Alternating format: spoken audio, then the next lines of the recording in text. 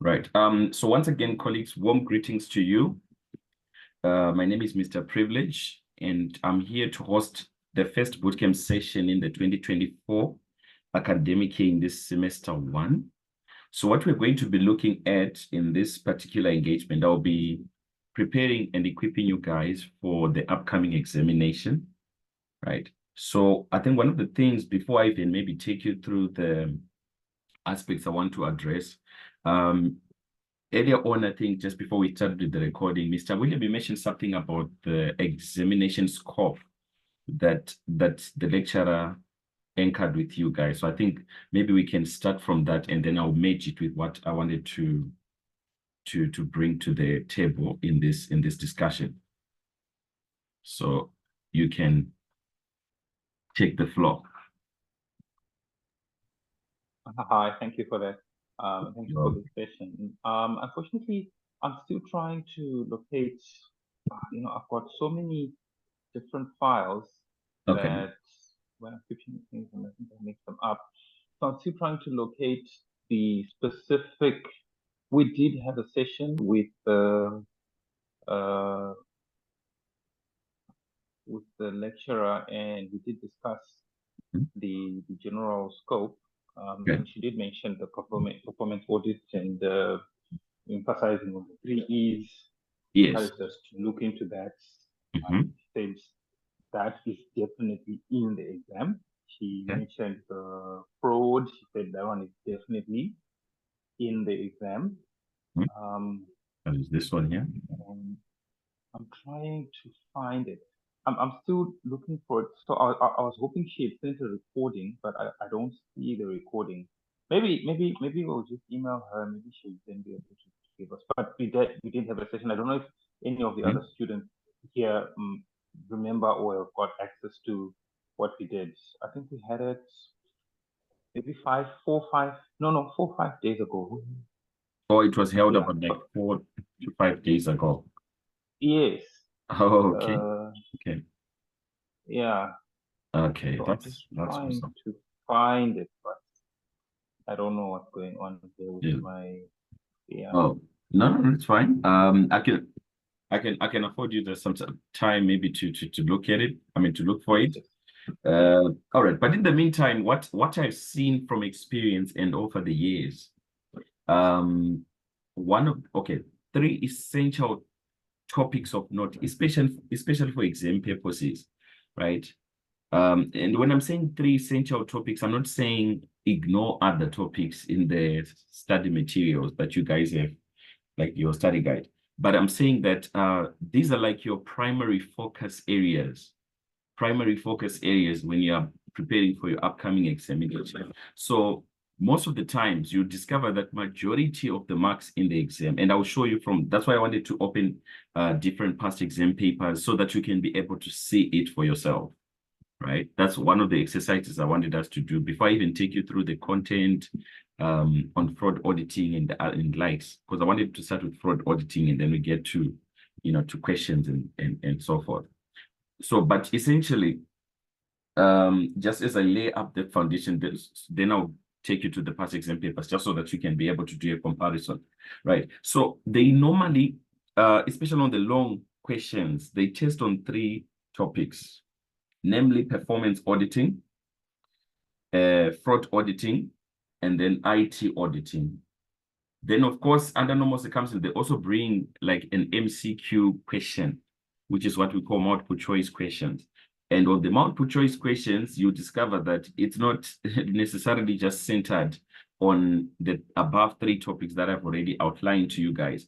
But you discover that with the MCQ questions, they are essentially testing on all the topics which are covered in your study material. So when I'm referring to all the topics in the study material, I'm referring to your study guide in this regard, right? So that's what you are likely going to come across in the coming examination.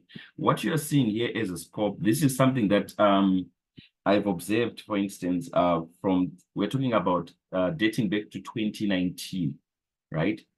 Up to recent, which is the 2023 academic year. So when I was observing the trend, because I do check the line of testing that the lecturers use. That's how I get to be aware of, for instance, okay, what are the common topics of note which the lecturers normally test? What is the approach that they normally use? I look at that, right? Because when I was also doing my honors in internal auditing at UNISA, my approach was like this. I would look at just at least 4 past exam papers, right?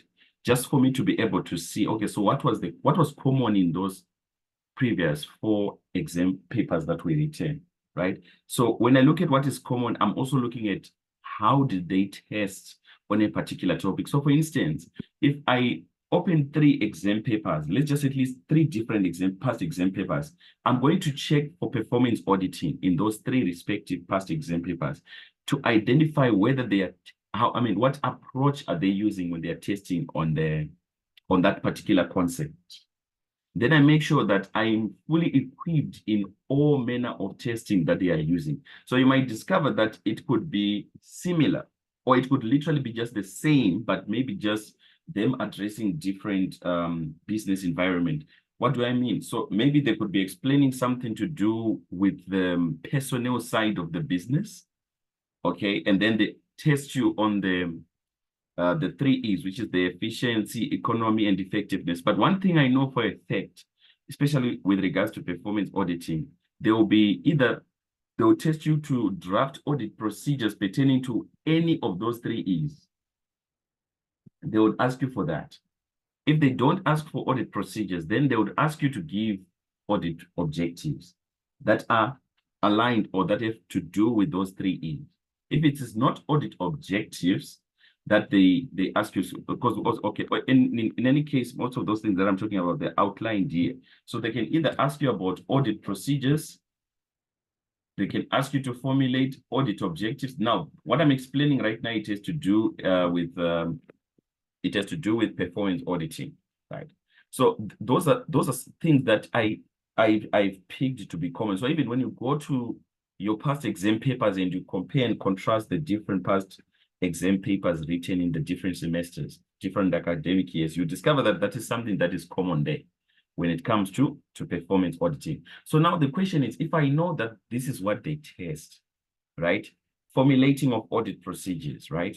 Pertaining to any of the 3 E's, it then follows that it's imperative for me to have a good semantic and background concerning each one of these 3 E's. In other words, you need to understand the aspects that affect efficiency element, for example.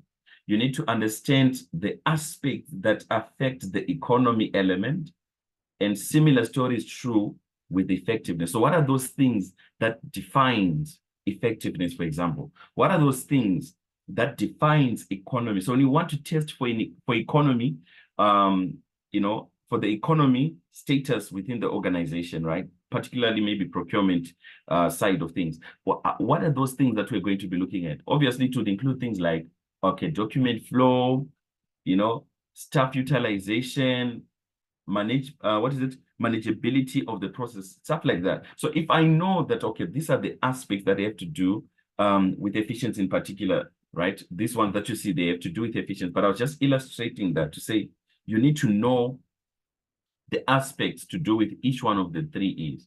If you can master that, it becomes easier then to answer questions where they ask you to formulate audit procedures. It also becomes easier for you to answer questions where they ask you to formulate oh, okay. No, thank you so much, Mr. William. I just saw the communication that you sent on the group. Thank you so much. Okay, no, it's noted. It's noted. All right. No, that's fine. So, but Tina, we are trying to just be ahead and making sure that, you're not caught by surprise when they do their session with you guys. All right. So let's see what you've shared on the group there. No, it would require one to log in, I believe, with your student credentials. So I can't access that because I'm not registered as a student currently. So it will not allow me to open it now. I understand, but I did find that it was the last revision class that we had, where she Oh, okay. mentioned the details and she assured us, she said, this is in the exam, this is in the exam, this is in the exam. So that's that link is the one that has that recording. But you're definitely on the right track. I can assure you, with the performance, with the fraud, and Yes. with the drafting of an audit procedure, with the Yes. issues of the core criteria, cause, effect, recommendation, those things. Yes. Yes. Yeah. Yeah, definitely those they will definitely ask you about them. But you know, those are very easy. But I'll definitely explain them to you. So you see with the document that I've shared with you here, titled preparatory notes. For instance, if you are to search something to do with finding, all right, audit finding.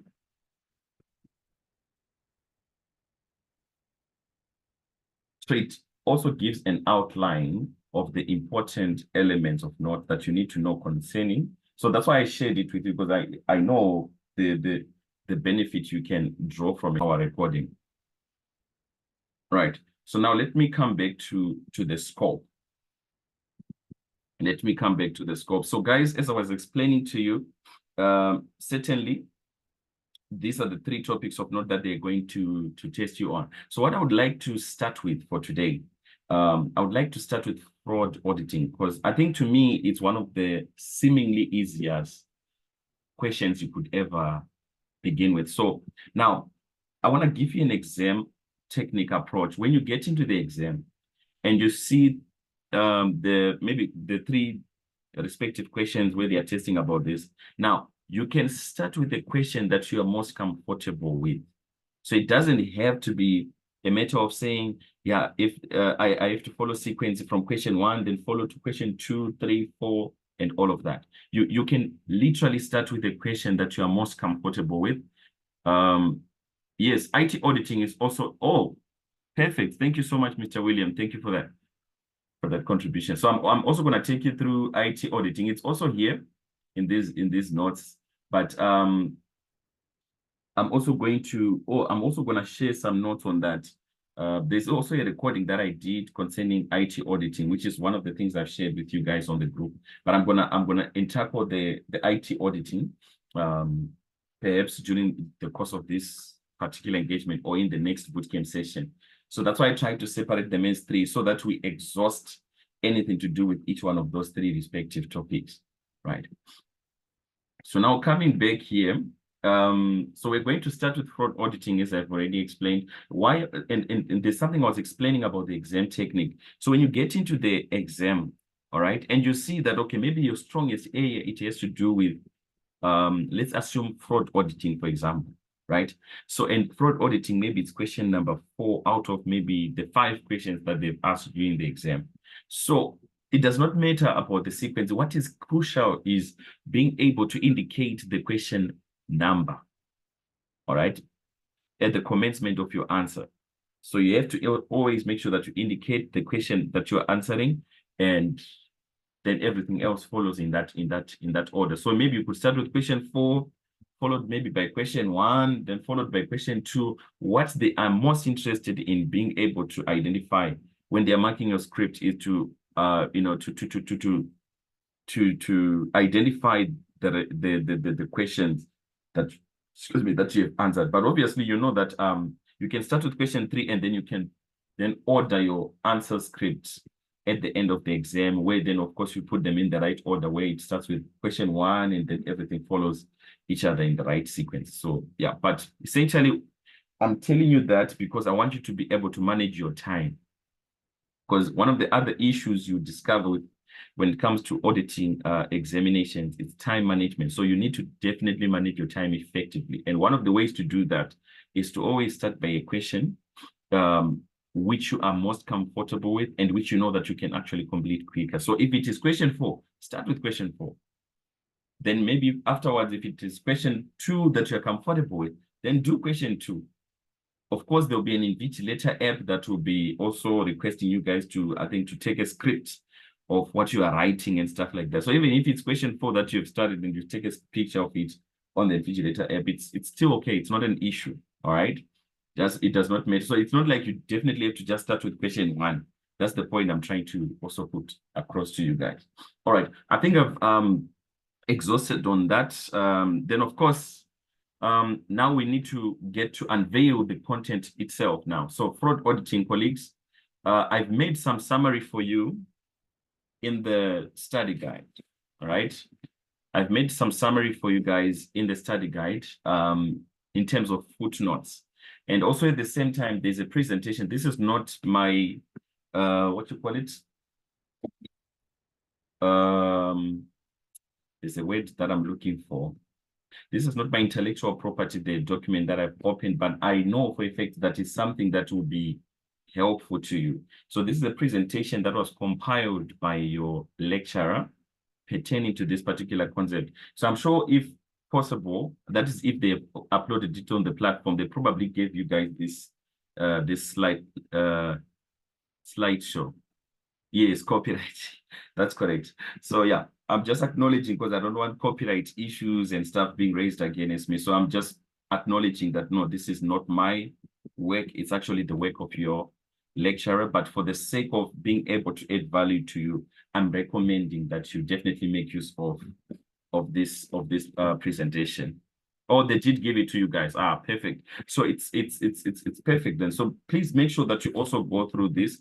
But you would literally discover that the concepts, obviously, that she explains in this slideshow, they are similar to pretty much what you also find in the study guide and what I've given in the footnotes. But anyway, so one of the reasons why I've opened this slideshow is because I wanted you guys to be able to, to give attention to the key concepts, right? So the key concepts here, it's like what I would normally regard as assumed knowledge. So the key concepts here, it's what I always normally regard as assumed knowledge. So things that you need to know on a particular subject area that will help you or that can equip you to, to answer questions pertaining to that particular concept in the exam. So obviously, you need to know the definition of fraud. What is fraud? By definition, I'm going to take you through that. It's also there in this particular slideshow.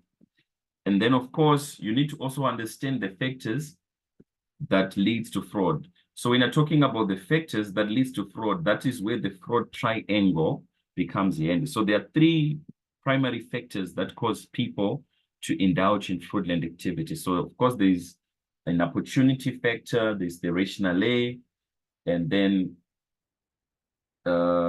what is the other one? There are 3 of them. The motivation. The motivation, right?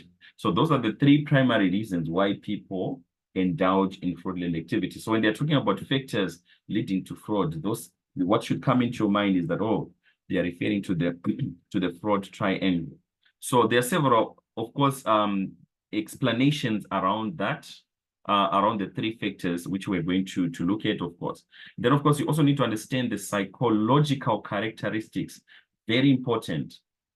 The psychological characteristics of a fraudster. So these psychological characteristics of a fraudster that they are referring to here, it's much to do with the personality trait of an individual that would indulge or that is indulging in fraudulent activities. How do I know that this particular employee, so if I perhaps perform a walkthrough test to an organization, all right, and I'm auditing maybe the warehouse area of that particular entity, how would I be able to identify individuals that are indulging in fraudulent activity? So there are certain psychological characteristics about those individuals, that you should be able to identify. And that can be able to give you a guideline to be able to identify which of those individuals could possibly be indulging in fraudulent activity. So one of them, it's, for instance, when you see that the person is not comfortable to produce certain or to convey certain information to you as an auditor when you request, then that should also, be one of those possible red flags that you can, use to be able to determine whether the individual is indulging in fraudulent activity. Because if they are not comfortable to convey certain details to you, it means they are concealing something. And normally that happens with management. If they know that there's something wrong that they've done, they would normally not feel comfortable to convey certain information to you. All right, but there's more besides just looking at the person not being comfortable to produce information. One of the other things is, when you see the person is not very comfortable to engage with the auditors, right? So they're not very comfortable. You see, maybe the person is seemingly afraid even to respond to certain questions that you pose to them as an auditor. That is, again, one of the attributes that you need to look at. And also you look at the lifestyle of that individual to say what the lifestyle that individual is living and their primary earning source, all right, of income. Does it match with their lifestyle? So if I'm seeing that, okay, it appears that perhaps the person is living a lavish lifestyle, but their source of income does not necessarily match to that lifestyle, that could be another reason for you to suspect that individual is indulging in fraudulent activity against the organization, right? So in that, then what leads us to the next bullet point, which is to say you should know and understand the key indicators of fraud. So the key indicators of fraud can only be identified when you know characteristic attributes of a fraudster. All right. You can only be able to identify those red flags when you understand, attributes in the character of a fraudster. But of course, one of the other things which you're also going to be looking at is, for instance, if you see that the person has a gambling habit, and when you also see something like the individual is, not taking annual leave days, for example, and the person is getting along very well with everyone in the organization, those are some of the things that can ring bells as red flags that, there's the probability that there's fraudulent activity going on pertaining to that particular individual. So if the person is getting along with everyone very well in the organization, that should raise questions.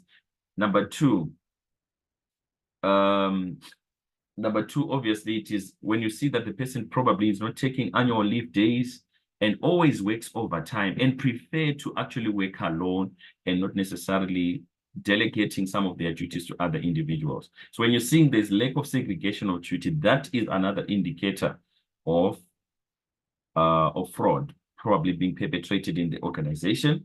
And then, of course, you also then, of course, go to an extent where you look at the lifestyle of the person and their income earning operations to say, does it match to that lifestyle, or it's something that can be, suspicious in that measure, right? So those are some of the things we are going to be looking at when we are dealing with key indicators of fraud. They definitely love to ask you about this particular question, where they'll say, identify the red flags or fraud indicators in the above case study scenario. You get questions like that. That one is a fact. So as I take you through some past exam papers, just so that you can see now the perspective of how these concepts merge into a case study scenario, you definitely see some of those things that I'm explaining to you now. Then, of course, you should know the different forms or categories of fraud, and of course, their examples. Because one of the things they would ask, maybe as a question, which is usually like one of the last questions in a fraud question, they will then ask you to say, what type of fraud was perpetrated by management or by an employee as given in a case study scenario, something along those lines. Right. So they would ask you something like that. So for you to be able to know, of course, the type of form of fraud that individual would have actually perpetrated, you yourself, you should have a good semantic background of the different forms or categories of fraud that could be perpetrated within an organization. And that's one of the things I'll take you through in this discussion. So these are like just some general comments from your lecture. So this is purely theoretical topic. Yeah, it's purely theoretical, and it forms the foundation for the rest of the topic. And so she's also giving you guidelines to say, make sure you also go through the examples provided, as they will assist you when you're given a scenario. Now, I want to emphasize what does the lecturer mean here when she's saying, make sure you also go through the examples provided, as this will assist you when you are given a scenario of a question. So what she's really implying here, as you're going through the study guide, and that's why I made my footnotes in the study guide. I did that for a reason and not necessarily to prepare a separate presentation. One of the things I discovered, because I've been teaching this module for quite some years, and even when I was doing my honors, one of the things I picked up, I think it was with AUI 4863, that's an honors internal auditing module. So it's almost similar to your AUI 3703. So what I would actually call AUI 4863 is just an extension of AUI 3703, pretty much, according to my analogy. So what I picked up, there's fraud auditing concept that they test. I was looking at one of their past exam papers in 2022, because that's when I did my honors in internal auditing. So now I was looking at the past exam paper that was written in October 2021. And then I compared that fraud, or I'm going to look for that question, and then I'll contrast it to one of the questions that you have in your study guide. So when I looked at the question in the exam that was written for the AUI 4863 group, and the question that was given in your study guide, which is an example literally in the study guide, it was literally the same thing. The only thing that they changed in the study guide, I think they were dealing with a female, but in the context of the exam that was written for the 4863 group, they were literally dealing with a male. But looking at the scenario, you discover that, no, man, this is literally the same question. They just literally just changed the personality, I mean, the gender, literally, so to speak. So why am I saying that to you? I'm saying that to you because even in the context of your exam in AUI 3703, some of the examples they would give you, especially with regards to, this concept of fraud. So those examples that they'll give in the study guide, you have to go through them. Why? Because it also gives you a direction and line of approach that they want you to use when you're responding to certain questions where they are testing for some of those things like fraud indicators, red flags, and lights. So you'll be able to know, oh, so this is how I'm supposed to be responding to these questions. So it sort of gives you that guide in that regard, right? Okay, let's go to the next page. So of course, now this is where she begins to explain to you what is fraud. So the definition of fraud, it emanates from different perspectives. So there's a definition of fraud according to the Institute of Internal Auditors. So that's what you see there as abbreviated IIA. There's also a definition according to the AICPA, ACFE. I think this you find also in the study guide. But these are like professional bodies, literally. So they've got different definitions of what fraud is, right? But of course, the key one that is very, very fundamental that is applicable in this particular module, it is the one as per the IPPF. And I'm sure this is the one that should explain to you, even also in the study guide. I'm going to show it to you now. So this is the one that you see here. So when she's saying the definition according to the IPPF of fraud, this is it.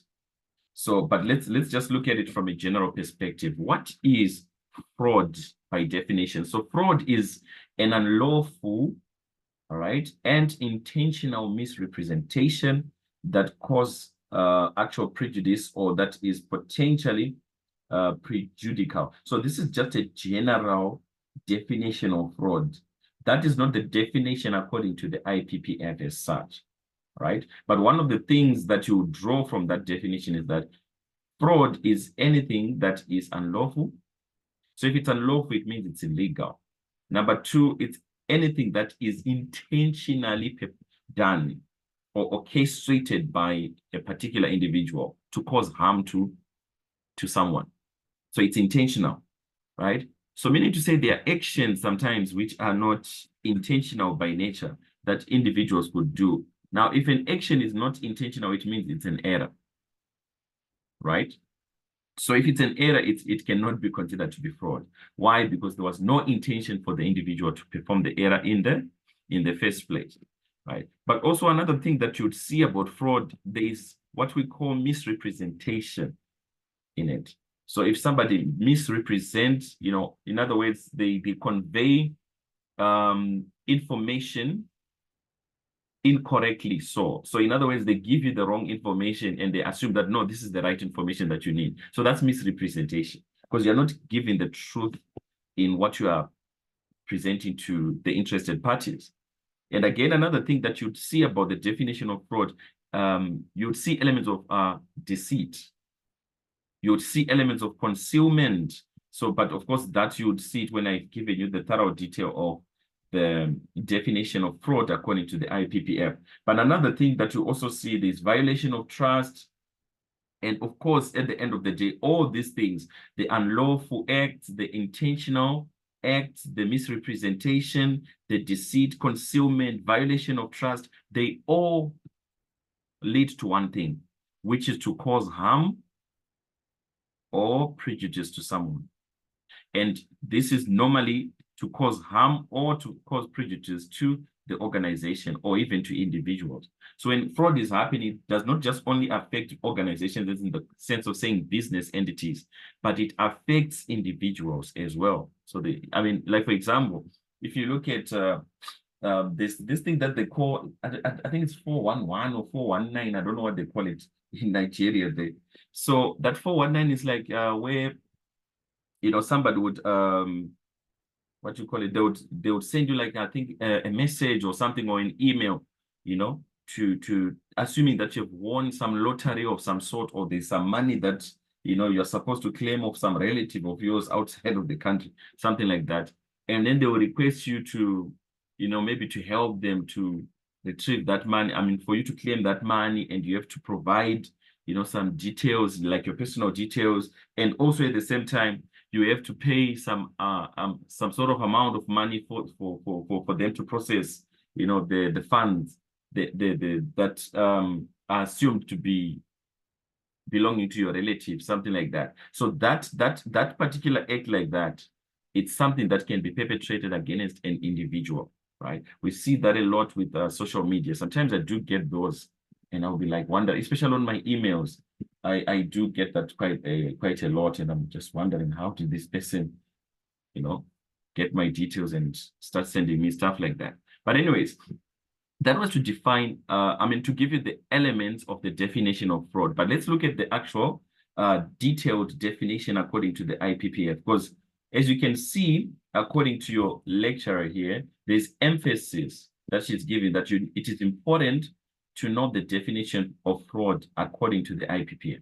So to me, when I look at that, and in the lecturer is emphasizing that it's important for me to know it, to me, that's NB. So it means that you really need to have a good understanding of this. So according to the IPPF, fraud can be defined as any illegal act characterized by deceit. So automatically what we can draw before you, okay, let me just read the entire thing, then I'll explain. So it's any illegal act characterized by deceit, concealment, violation of trust. Now, these acts are not dependent upon the threat of violence or of physical force. Frauds are perpetrated by parties and organizations to obtain money, property, or services, or to avoid payment or loss of services, or to secure personal or business advantage. Right. So guys, that is the definition of fraud according to the IPPF that the lecturer is emphasizing that you need to know here. All right. And what I did is I did try to break it down for you to into meaningful, or should I say into sort of subsections, to say or not subsections such, but attributes of what fraud is by nature.